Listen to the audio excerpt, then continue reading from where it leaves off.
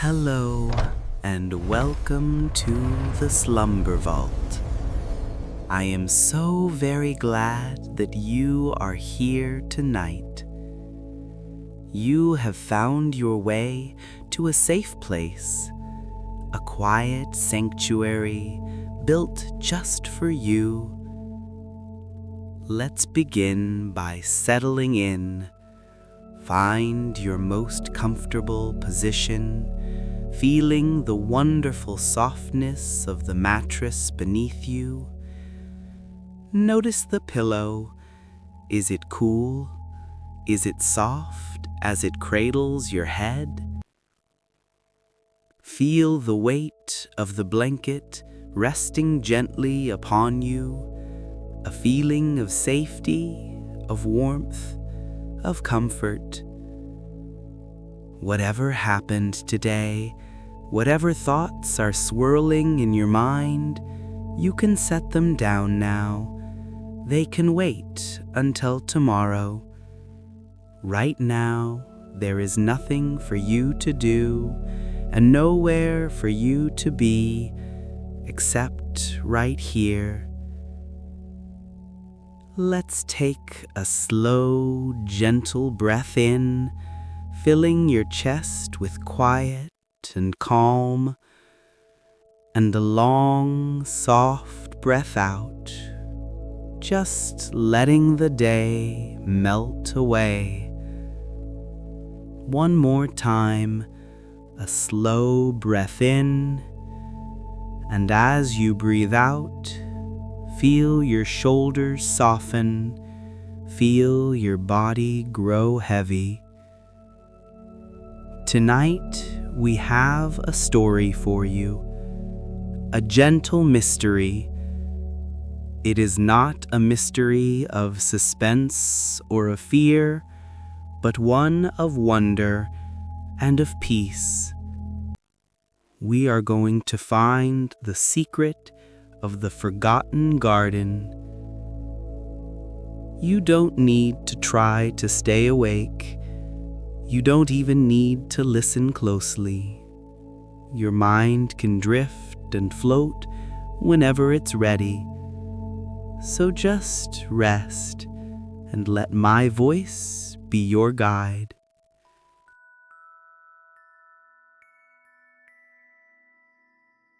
Our story begins with a woman named Elara. Elara loved old things.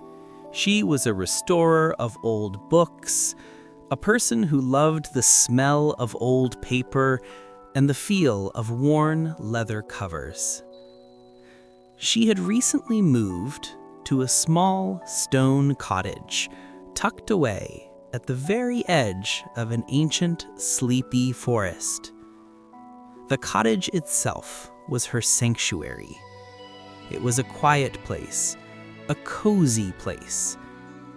Inside, it always smelled faintly of old, dry wood and of dried lavender, which she kept in small bunches, hanging from the low wooden beams. And often, there was the faint, sweet scent of wood smoke from the fireplace. It was so very quiet in the cottage.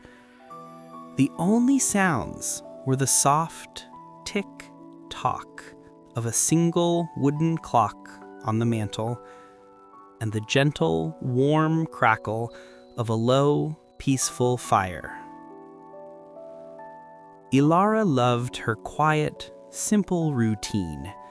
She would make her tea, sit in her favorite armchair, a very old, very soft armchair, covered in worn green velvet, and she would read by the warm, golden light of her reading lamp. The light made everything in the room feel hazy and soft and sleepy. One evening, in the low, golden light, just as the sun was beginning to set, Elara decided to take a walk to the very edge of her small property.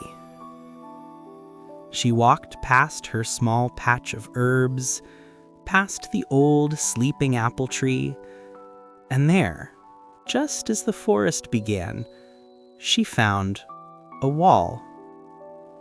It was a very high, very old stone wall. It was covered completely in a thick, green, living blanket of ivy. The leaves were deep green and overlapped like feathers. She had never noticed it before.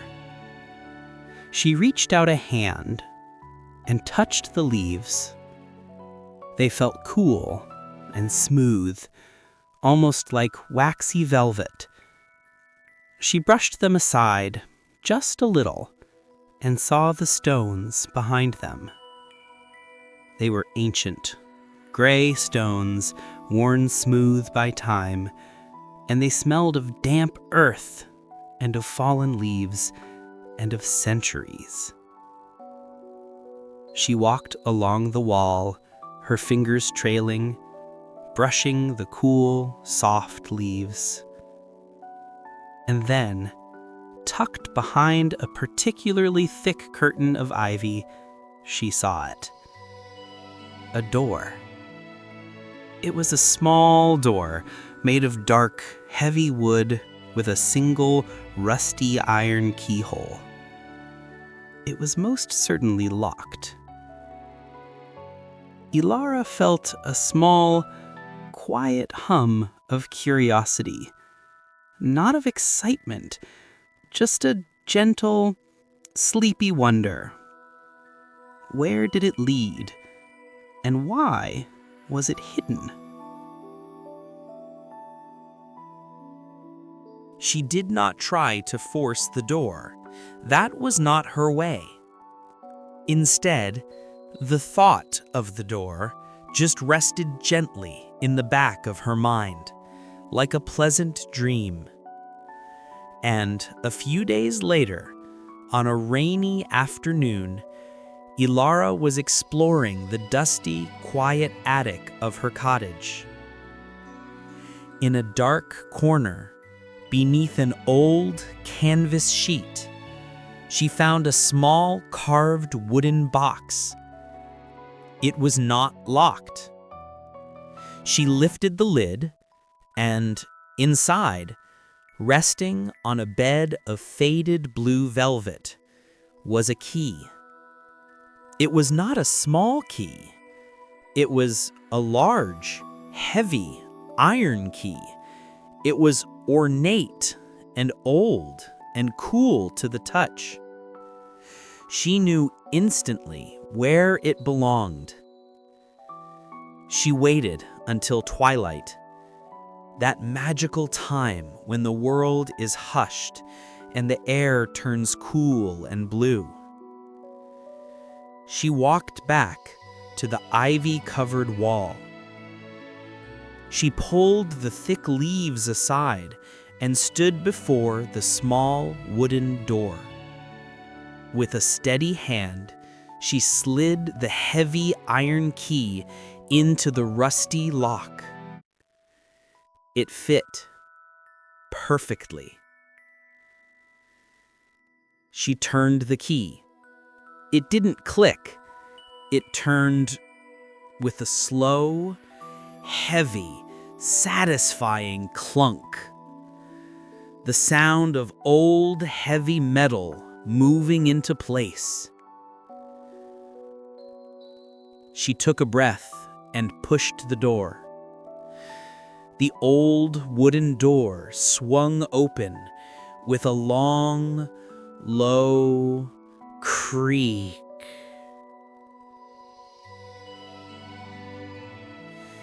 It was the sound of old wood waking up after a long, long time. Elara stepped through, and the world changed.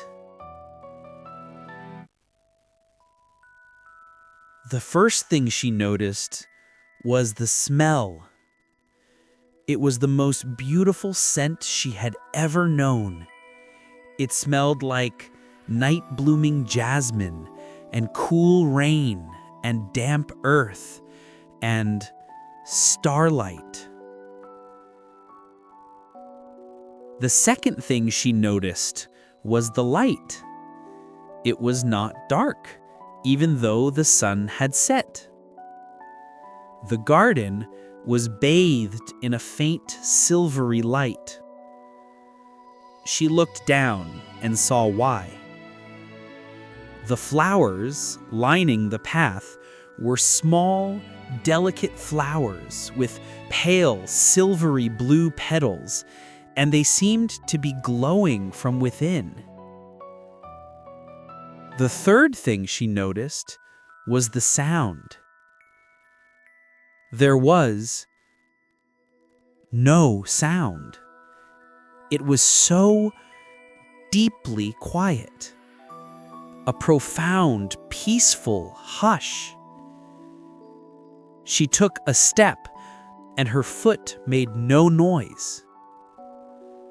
The path was made of old, gray stones, but it was covered in a thick, soft, plush carpet of dark green moss. It felt like walking on clouds. The garden was overgrown, yes, but in the most beautiful, wild, and magical way. Stone arches covered in drooping silvery vines, creating quiet tunnels. Paths that wound gently into the soft, silvery shadows. In the center of the garden, she saw a clearing, and in the center of that was a small, circular fountain made of pale stone. The fountain was not running, but the wide, shallow basin was filled to the brim with clear, still water. And in the water, she saw a perfect reflection of the sky and the first stars that were just beginning to appear, twinkling like diamonds on dark, still water.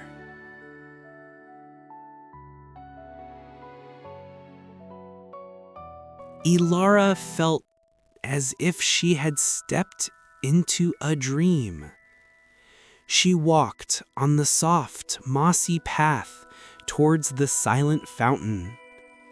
Beside the fountain, there was a simple stone bench carved from a single piece of pale rock. It, too, was covered in soft, velvety moss. Elara sat down. The stone was cool, and the moss was soft. And on the bench, half hidden by a spray of tiny white flowers, was a small bronze plaque set into the stone. It was dark and tarnished with age. Gently, so gently, Elara brushed the soft moss and the flower petals away with her fingertips. The metal was cool and smooth, and in the faint, silvery light from the glowing moonflowers, she could just make out the words. She read them in a whisper. This garden was not lost. It was waiting. It is a sanctuary for the sleepless and a haven for the restless mind. May all who find this place find their peace beneath the moon. A feeling of deep, profound peace washed over Elara. The mystery was solved. This garden wasn't a secret. It was a gift. It was built by an astronomer centuries ago, a place to be at night, a place for quiet, a place for peace. She wasn't an intruder. She was a guest. The garden, this magical sleeping place, was built for this very moment, for someone just like her who needed a place of quiet, of rest. Elara sat on the bench for a long, long time. She watched the silvery flowers pulsing with their gentle, sleepy light. She listened to the deep, velvet quiet. And now, you are in the garden. You are sitting on that soft, mossy bench, or perhaps lying down on the soft, mossy path that feels like a cloud. You can feel the same deep, quiet peace that Elara felt. You can smell the sweet, sleepy scent of the night-blooming jasmine. You can feel the cool, silvery air on your skin. The mystery is solved. The story is over. There is nothing left to do, nothing at all to figure out. The garden has welcomed you. It is holding you safely. It is time to rest. You can let go now. Just let go. Drifting on the silvery light, floating on the quiet, sweet-smelling air. Every breath out takes you deeper, deeper into comfort. So sleepy, so peaceful, so safe. It's time to sleep. Just sleep. Sleep now. Sleep well. Good night.